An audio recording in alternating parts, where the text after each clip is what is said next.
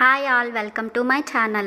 This is Bhavani. ఈరోజు నా స్టైల్లో మా ఇంట్లో చేసుకునే చింతపండు రసం కోసం చెప్తాను. నిమ్మకాయ సైజ్ అంత చింతపండుని ఒక బౌల్లోకి తీసుకొని దానిలో నీళ్లు వేసి నానబెట్టి పక్కన పెట్టుకుంటాను.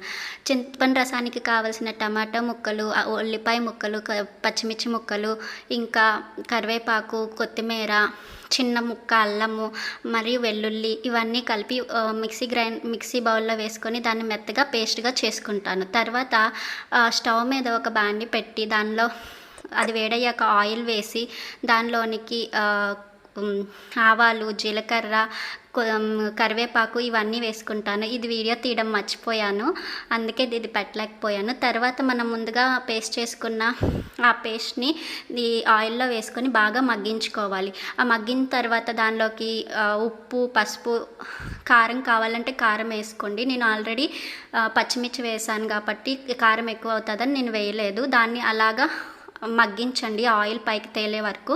మగ్గిన తర్వాత ముందుగా మనం నానబెట్టుకున్న చింతపండు రసాన్ని తీసి దాన్ని ఈ మసాలా పేస్ట్లోనికి ట్రాన్స్ఫర్ చేయండి. మనం ఎంత అయితే చింతపండు రసం తీసుకున్నామో అంతే కప్పుతో వాటర్ తీసుకోవడం వల్ల పులుపు అనేది ఎక్కువగా ఉండకుండా ఈక్వల్గా ఉంటుంది.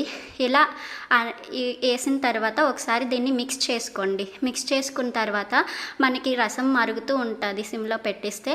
ఆ మరుగుతూ ఉన్నప్పుడు మనకు ఉప్పు, కారం ఇవన్నీ చూసుకోవాలి. మీకు సరిపోతే ఇంకా ఉప్పు, కారం కూడా వేసుకోండి. దీనిలో చిన్న ముక్కంతా బెల్లం వేస్తే ఇంకా టేస్ట్ బాగుంటుంది. That's all for this video.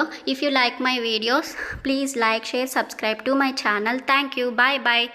ఎంతో టేస్ట్ అయిన రసాన్ని అన్నంతో కలుపుకొని తినేయండి.